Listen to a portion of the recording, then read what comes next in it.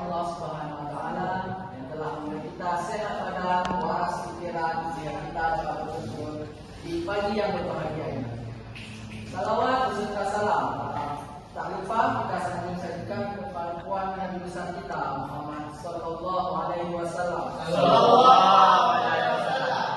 Telah membawa kita dari alam jahiliyah ke alam yang penuh dengan pengetahuan ini.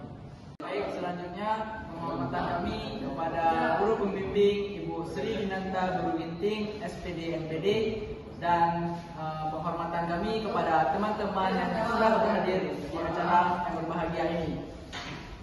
Baiklah, perkenalkan nama saya Muhammad Dafa sebagai moderator dan di samping saya ada Muhammad Farabi Alfat sebagai presenter. Di sini kami ingin membahas tentang sejarah masuknya Islam di Indonesia. Nah, untuk mengetahui apa sejarah masuknya Islam di Indonesia, saya serahkan kepada presenter untuk menjelaskan. Kepada presenter, saya persilakan.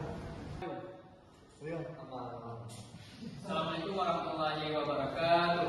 Waalaikumsalam warahmatullahi wabarakatuh.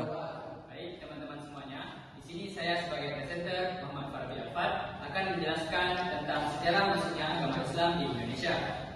Sejarah masuknya agama Islam di Indonesia merupakan sebuah peristiwa yang memiliki dampak signifikan terhadap perkembangan budaya, sosial, dan politik di Indonesia. Agama Islam pertama kali masuk ke Indonesia pada abad ke-7 Masehi melalui jalur perdagangan yang menghubungkan Nusantara dengan wilayah Arab dan juga India. Proses Islamisasi ini tidak hanya melibatkan aspek spiritual, tetapi juga berpengaruh dalam berbagai bidang kehidupan di masyarakat. Teman-teman semuanya, perlu kita ketahui bersama bahwa proses masuknya agama Islam di Indonesia memiliki beberapa fase. Yang pertama yaitu fase awal, di mana Islam mulai dikenal di kalangan masyarakat pesisir melalui interaksi dengan pedagang Muslim. Catatan sejarah menunjukkan bahwa kerajaan-kerajaan seperti Sriwijaya dan Majapahit berhubungan dengan pedagang dari Timur Tengah. Meskipun pengaruh Islam belum begitu kuat, tetapi sudah ada komunitas kecil Islam yang sudah terbentuk. Kemudian yang kedua, ada fase penyebaran, di mana penyebaran Islam semakin meluas, terutama setelah berdirinya Kesultanan Malaka pada awal abad ke-15. Malaka menjadi pusat perdagangan internasional dan menyerap banyak pedagang Muslim dari berbagai daerah. Kesultanan ini juga berperan sebagai jembatan antara dunia Islam dan juga masyarakat lokal, memperkenalkan ajaran Islam secara lebih sistematis. Kemudian yang ketiga, ada fase konsolidasi, di mana setelah penyeberangan yang pesat, banyak kerajaan lokal mulai mengadopsi Islam sebagai agama resmi mereka. Kerajaan Demak di Jawa menjadi salah satu contoh penting di mana Islam tidak hanya diterima, tetapi juga dijadikan sebagai dasar pemerintahan. Pada fase ini, banyak pesantren didirikan untuk mendidik generasi muda tentang ajaran Islam. Adapun dampak utama yang ditimbulkan dengan adanya penyebaran agama Islam di Indonesia, yang pertama, adanya penghapusan sistem kasta. Sebelum Islam masuk ke Indonesia, masyarakat Indonesia banyak menganut Islam sistem kasta yang membedakan status sosial. Dengan ajaran Islam yang menekankan kesetaraan, sistem kasta ini mulai ditinggalkan sehingga semua orang dianggap setara di hadapan Tuhan. Yang kemudian kedua, perkembangan pendidikan. Islam sangat mendorong perkembangan pendidikan di Indonesia.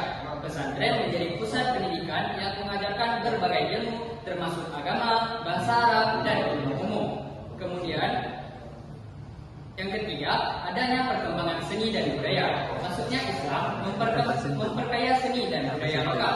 Arsitektur masjid, kaligrafi, dan seni sastra Islam mulai berkembang dan menjadi bagian penting dalam budaya Indonesia. Kemudian keempat, adanya perubahan dalam struktur politik dan juga ekonomi. Dengan masuknya Islam, sistem politik juga mengalami perubahan. Konsep Deva Raja yang mengaitkan raja dengan dewa mulai ditinggalkan, digantikan oleh pemahaman bahwa pemimpin adalah khalifah yang bertanggung jawab kepada Allah dan rakyatnya. Cukup sekian dari saya kembalikan kepada moderator. Terima kasih kepada Farabi Alfat yang telah menjelaskan.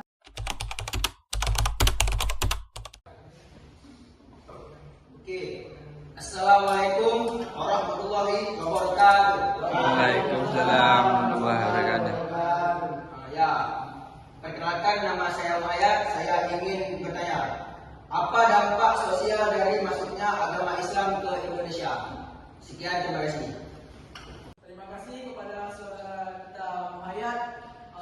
jawabannya saya serahkan kepada presenter, kepada Bang Muhammad Farabi Alfat. Saya persilakan.